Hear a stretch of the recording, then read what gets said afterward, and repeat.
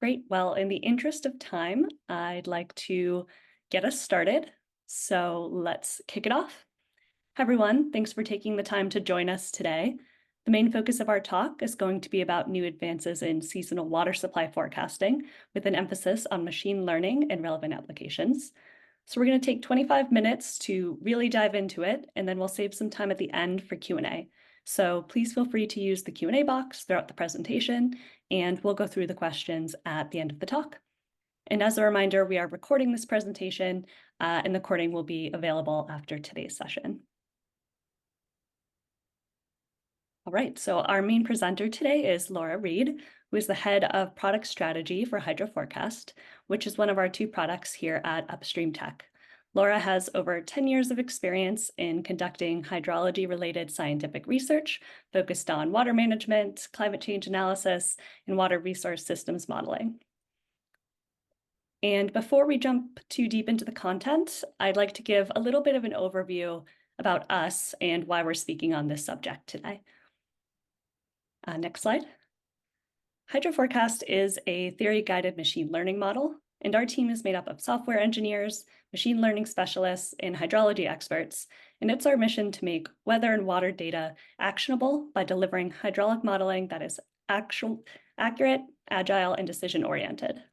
So HydroForecast lives at the intersection of hydrology and data science, and today we're going to talk about how the model is uniquely positioned to answer common questions that water managers are facing today, particularly in the U.S. West. Great. Thanks, Alexis. Hi, everyone. Thanks for joining. So just to dive right in today, essentially the focus is on water supply forecasting. What is the current status, limitations? What is a water supply forecast? Why is it important? And talk about some wrinkles and new additions that machine learning can add to this mix in addressing some of the challenges and gaps. And then kind of bringing that all together with what we do here at HydroForecast and some of the new R&D that we're working on. So just to set the context, what is a water supply forecast? So in this webinar, we're focused on hydrologies and watersheds that are snow-driven, in the sense that you have a period of time where snow is accumulating, and then that snow is going to melt. And in most of these basins, that process is dominant in terms of the total water supply for a basin over the year. So this is an example from the Sacramento River, where we have a spring runoff period, generally April through July, although that's changing and it's different depending on where you are, where up to 40, sometimes 60% of the total year's runoff is captured because of this snow melt. So it's super important. We've actually built our storage reservoirs and our practices and operation manuals around having this runoff for applications like irrigation, power, et cetera. And so changes, even small changes, can really impact supply planning and management. Some quotes here from a recent paper essentially show that this percent of the total runoff within this snowmelt period is decreasing. That's partially with climate change. You have temperature shifts. So there's timing. There's also changes in magnitude due to warming temperatures. One more slide on just the importance and sort of the press that this type of forecast gets. This is a really difficult problem to forecast, excuse me, months ahead, how much water will be coming into different systems. We have these big river systems in the U.S. and U.S. West. In the Colorado River, for example, the supply from the Rocky Mountain melt is feeding up to 40 million people and industry associated with that. And so studies have been done just on the errors of these water supply forecasts. And one recent one essentially showed that despite lots of money and investment in the science of getting the physical processes right, like groundwater and soil moisture, which is super important, the biggest step change or the biggest uncertainty is from having better weather forecasts and models that can use those better weather forecasts. Another point from California, the Department of Water Resources makes forecasts for water supply, and industries, municipalities, they're using those forecasts. That's part of their guidelines. In 2021, a super dry year, those forecasts were overestimating supply. People made decisions on those forecasts, and as a result of that, they were actually audited, the state. One of the recommendations coming out of that report was we need models that take into account the effects of climate change. the statistical relationships that we have now are not holding up as we move into a new era. So a note on current state of practice.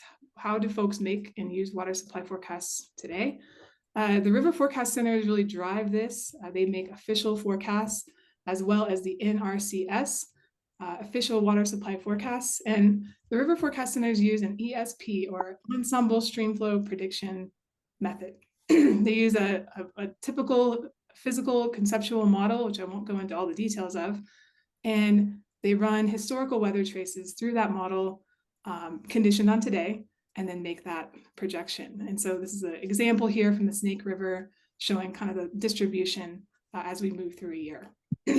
Typically, these official forecasts use 10 days of forecasted precip. They have an experimental water supply forecast that's using 15 days of ensemble precip. And so there are advances happening even with the current models that are helping to move us into a better skill. There's a handful of other folks that make water supply forecasts, including the state of California and some folks within that state. Typically, it's using a physical model or a purely statistical model, which is based on regression and based on relationships and parameters from the past.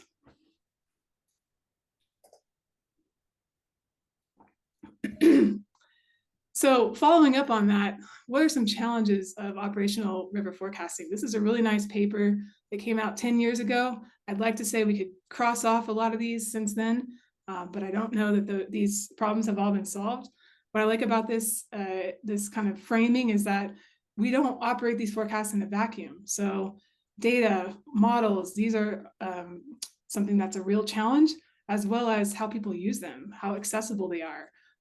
And so this is a nice framing of a lot of challenges that are faced by these forecasters. I'm going to focus today on the top two and how machine learning and how what we do at Upstream Tech is intended to help address some of these challenges. So that's where I want to fold in machine learning. Where does machine learning fall into this conversation? Does it belong at all? Generally speaking, machine learning is useful for problems that have large amounts of data. They need large amounts of data to build their model, in which is learning some process. Also for problems that need accuracy, and in situations where the inputs have a very complex relationship with the output or desired output. Hydrology checks these boxes, and so we'll kind of talk about why it is and how did machine learning come into hydrology. Just one anecdote that it feels like machine learning and AI is already dominating our lives. You know, it's used anywhere from Netflix to traffic to healthcare. Right now, it's a $20 billion industry, and it's projected to become a $200 billion industry by the end of the decade. So not here to say that machine learning is the problem or the tool that we should use to solve every problem, but it is becoming more widespread. And the question is, how can we leverage what it does offer to help address some of these challenges with hydrology? So I'll just present kind of a seminal, how did hydrology and machine learning come together? My advisor always taught me to go back to the beginning paper. You have to find the original paper that ever brought this application. So I found what I think is the original application of machine learning, a particular model called the LSTM in hydrology from 1995. And then what I'd call the paper that kind of broke this through was in 2019 by Kratzert. And essentially what he showed and what this group of folks showed, which our CTO is a co-author on, is that if you train a large neural network LSTM model across many, many different basins and many types of hydrologies, you can come out with a prediction or a set of predictions that is more accurate than the typical hydrologic models today on the market. So without going into the details of what's on that plot on the right, all you need to know is that if your model has a line toward the right, it's more accurate, and that was based on an out-of-sample validation across these 500 basins. So comparing the LSTM or neural network model to what's out there with NOAA, what's out there with some common hydrologic models, these models do well. And since this time, folks have replicated this type of study in the Great Lakes region, outside the U.S., and it's pretty convergent on the influence and the ability for this type of model to perform well, specifically for hydrologic prediction. And I'll kind of talk about why that is in a few slides. So given that, how can machine learning models offer something for these known challenges? I won't go through each of these line by line, but on the data front, if you're training a large model, the model needs clean, good data, which we actually have, and we are getting more of in terms of great USGS gauges. Even in Canada, we have as well a very good gauge network, more frequent meteorological forecasts at higher resolution, satellite data. So if you have a model that can take advantage of that and clean it, quality control it very well in a semi-automated way, then this model can offer something to help with data challenges. In terms of forecasts and models, this is a new type of model. It's an alternative. It processes and organizes data in a new way, in a way that can add complement to what's already being done and the advances that are happening in parallel on the more physically based systems. And my little addition there, as we heard from some of the studies and some of the anecdotes of challenges with models, are that currently our models aren't climate change ready, and machine learning models can be trained in a way that can help with predicting outside the hydrologic record. So I want to fold into hydro forecast and kind of talk about what we do here that can help address those challenges and how we've built what we have. Essentially, hydro forecast is a stream flow prediction, water supply prediction framework. And so it's all good to have sort of an academic study and a set of papers that show that this can be useful. It's another thing to implement that in a real live, non-vacuum sealed solution that is accessible to folks and is actually helping folks make decisions. So we work with customers all across the world, a lot in the US, a lot in Canada, and in snowy basins. And the goal really of our system is to apply machine learning in such a way that helps make actionable water management decisions. So we've built this system. We use global and also regional weather inputs. We use satellite data to drive the model, and then we use information about the basin as well as observations. And the goal really is to see how this can help with the challenges that we already know exist in hydrologic forecasting. And so I'll kind of walk through what it is and our approach to basically building this system. And just one second, sorry, I have a bit of a frog. So I'm a hydrologist, I can say this. Us hydrologists love to do the basin by basin approach. We love to sit down with a new watershed, go get all the data, make a model, calibrate it really well so that it works for those conditions. And there is a group of folks out there that think this is kind of how you get the most accurate forecasts and the most accurate predictions. Another way of thinking is if you're able to leverage lots and lots of data in ways that you haven't been able to get before with all these technological advances, then you could actually train a model that learns hydrology in a general way so that it can be used in new places, so that you don't have to go basin by basin, new model every time. Oh, there was a forest fire. Oh, the land use changed. We need to go back and calibrate. Or, oh, we have a new data source. We got to go back to the beginning. The idea here is that this single model that knows hydrology can be adaptable and flexible. So what we have built here is a system where we take the information that we know is important to hydrology, the dominant processes. It's the same thing that goes into a physical model. Humidity, precip, all the weather variables, information about the land surface, topology, etc. And we build a core model that's very strong in the same way that we talked about with study. And we train it. So we train it on hourly, daily data. For the seasonal model, the water supply forecast model, there's a long training period. So the model's learning these general patterns.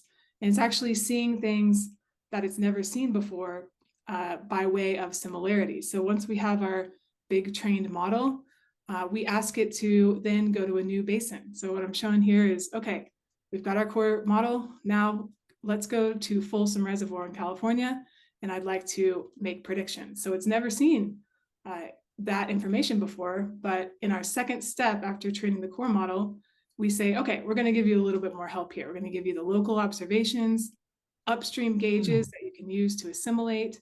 We're going to break up the basin by pieces.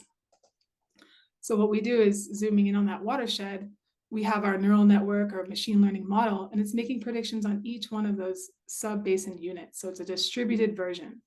And that's something that's actually unique to HydroForecast. There are distributed physical models out there that are built to do the same thing, but we are the only ones that run a distributed neural network model in operations that I'm aware of. So what that leverages is the ability to get a lot of upstream information. You're making predictions on small units, so the model can resolve, oh, I've seen what happens when snow falls on this type of topography with this temperature and this vegetation index. It knows how to put all that together because it's learned that in its general studies.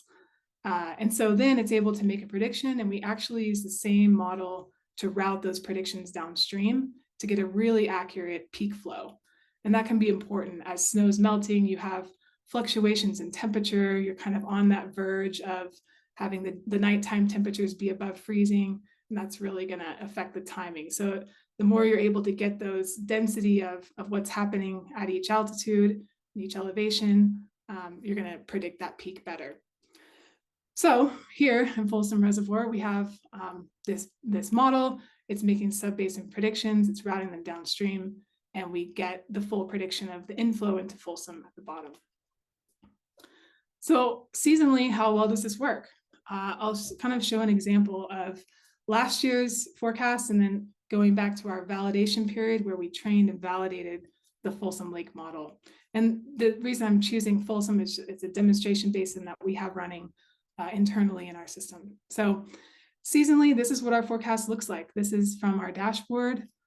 We have a mean forecast, and then we have confidence bounds. So the forecast is probabilistic, and I'll discuss in a minute, how folks are using those probabilistic bounds in their planning. What we like about this forecast is that for seasonal, looking out 2-3 months ahead, what we want is timing of the peak flows. We want the magnitude to be pretty correct in terms of volume, and then also just making sure we're on the right side of, yes, it's going to be a wetter year than normal. It's going to be a drier year than normal. So that dashed line there at the bottom is the long-term average. The gray line in the middle is the actual observation. And then our forecast is that dark blue. So how about in the validation period over a longer period of time? You can get 1 year right just by being lucky. But the question is, over a longer time period, how well does the model do? And so we went back and compared for where we had data, which was Folsom over the validation period 2018 to 2022.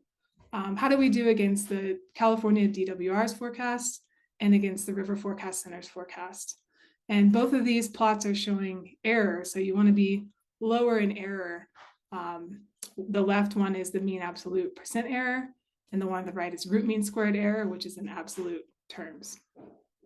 So percentage-wise, especially in dry years, but even in normal years, even 1 to 2% can mean the difference of you had enough water and you didn't need to buy to supplement your supply, or you knew you had enough water and you were able to sell more.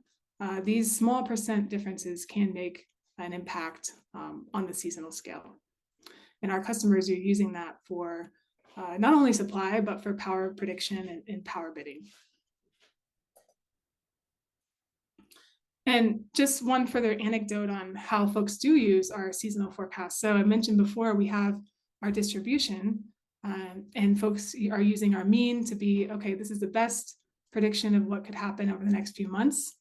We also have a traces view. So how our seasonal forecast works is that we use our LSTM, our neural network, and we force that with historical weather. We have 700 traces that we have developed, and we feed that through the model. And we also use the first 35 days of the NOAA GEFS forecast. So we combine that together, we run it through the model, and we can get traces. These traces can represent likelihoods. So if you're wanting to run a likelihood of having a really, really dry year. You could take the P5 or the P95, run those through and get your scenarios of what you might do given certain releases in your reservoir. So that's one way that customers are using both the distribution and the traces. I want to finish with some R&D, things that we're working on right now and excited about. So we're actually working on a new version of this model that will make integration with new data sources and experimentation even easier.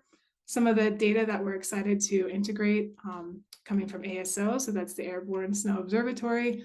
They have really high resolution snow data, point measurements that are you can extrapolate and pull into a model. There's a lot of other cool experimental snow products out there that we are already starting to experiment with.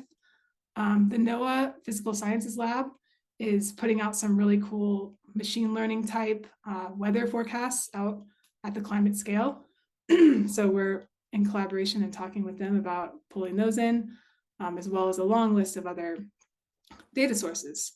Along with that new model, we're rolling out some new visualizations to help folks quickly see how likely is it that I'm going to be sort of within normal or anomalous one way or another. And then the last point here is that we're really not alone as the industry and folks are making breakthroughs in weather forecasts. So you've got Google DeepMind and others building these AI-driven weather forecast models that are using more observations than any model has ever been able to use and making predictions super fast. Our model, Hydro Forecast, is well set up to integrate that. And so as these things are changing, step changes are happening on the input side, we need models that are able to pull those in, experiment, and make sure that they are having an impact for predicting water better. So really excited to be in collaboration with them as well. Great, so just the takeaways, and then we can hop to some questions. Essentially, water supply forecasts are kind of an age-old problem, and it's critical for how we've developed and designed our big reservoirs, especially in the U.S. Conditions are changing. We need models that can take advantage of these changes. Excuse me, and also with the emerging wave of all this new data and technology. And I think just in general, these machine learning models are proving and have proven that if we can train them well, constrain them well, they can add to helping reduce some of those gaps. I'll just point you to one more resource. We use machine learning models here at Upstream Tech. We also are a proponent of what we call narrow AI, in the sense that we don't think machine learning and AI can solve every problem. And our CEO, Marshall, recently presented on this, and we posted this online if you're interested, on just demystifying AI and sort of the challenges and also pitfalls in using it. So with that, I think we can ask for some questions. Yeah, thanks, Laura. No questions yet, but if anything springs to mind, please feel free to drop them in the Q&A box down at the bottom. We'll give folks a minute to think on it.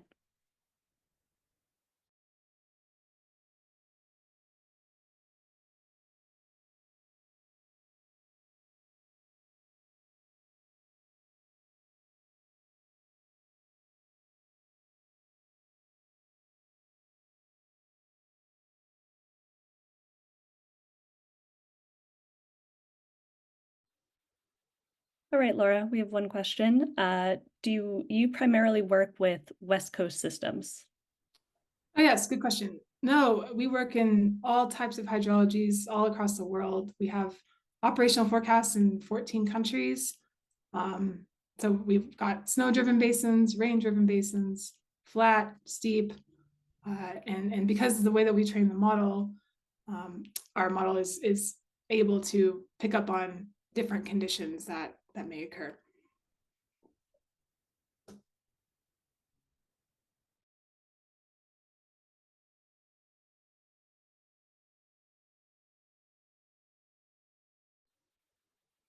Right, a couple more for you, Laura.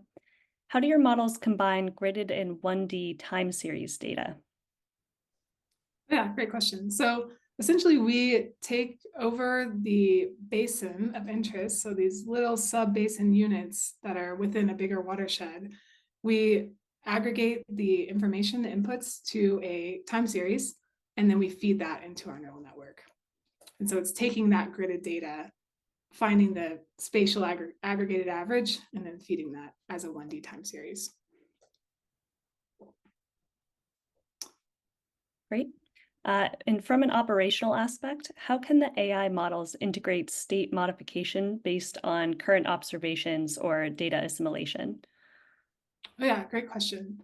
So essentially when we go to delineate a watershed, we know where the upstream gauges are. These can be USGS gauges or gauges if we're not working in the US where we have information. And we will break the basin up at those locations so that we can take advantage of data assimilation. And so the model is set up so that it sees observations in the recent past. It looks back about 48 hours and use those observations in a way that doesn't just snap it to the observation, because we want to be careful if that observation is got something going on with it, or it's out, or it's a bad data point. So we have a sort of an algorithm to use that data without snapping to it, and then it can take advantage of all that upstream information and route it downstream. And are there any plans to include data on groundwater in the model? Oh yeah, great question. We're actually working on some work on that right now with a customer where they have a very groundwater dominated area. And so the stream flow that's coming in is not all coming from runoff on the surface of the ground. And we're doing that on a 12-month time scale. So that is something that we're building into our process right now. Great. This question says, you still need historical data to train the model, which we talked about, and you also mentioned that historical data is not climate changed. So how do you solve this dilemma? Good question. Yeah, so we need historical data to train the model. And kind of what's cool about training one large model is that even if the certain conditions haven't happened in this basin that we're applying the model to here, the model has seen a similar situation somewhere else. So the idea of a machine learning model being sort of more suitable for climate change is that, okay, maybe the temperature is 2 degrees higher and you have this much more snow melt in a similar basin. The model's actually seen that before, and it says, oh yeah, I remember how to do that, or I remember something. So it takes into account that learning while it's seeing new information that it hasn't been trained on in the past. I think we have time for one more. Do the NOAA or DWR models have the fidelity to allow you to validate your subbasin predictions? Oh yeah, good question. Getting the validation data from the historical archives of some of these sources is difficult. For DWR, it's pretty much at the big reservoirs that we're able to get the information, but actually for the RFCs, especially like in Folsom, we have both the Folsom Lake prediction and we have the upstream point on the North Fork River. So there are cases where we can validate sub-basin, but in many of these sub-basins, we don't have observations. So the model is actually making ungauged predictions there and then mixing that with sub-basins where it does have the observations. Nice. I thought we were at time, but Laura, I'm going to throw one more at you. Does the LSTM use attention mechanisms, or is it based on the original framework?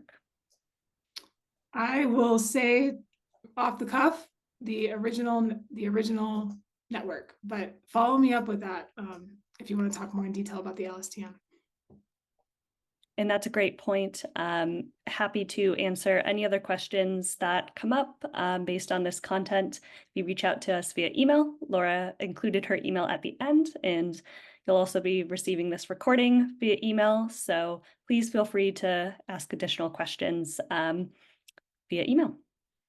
Thank you, everyone, for attending today. It was great to have you here, and we hope you'll be in touch.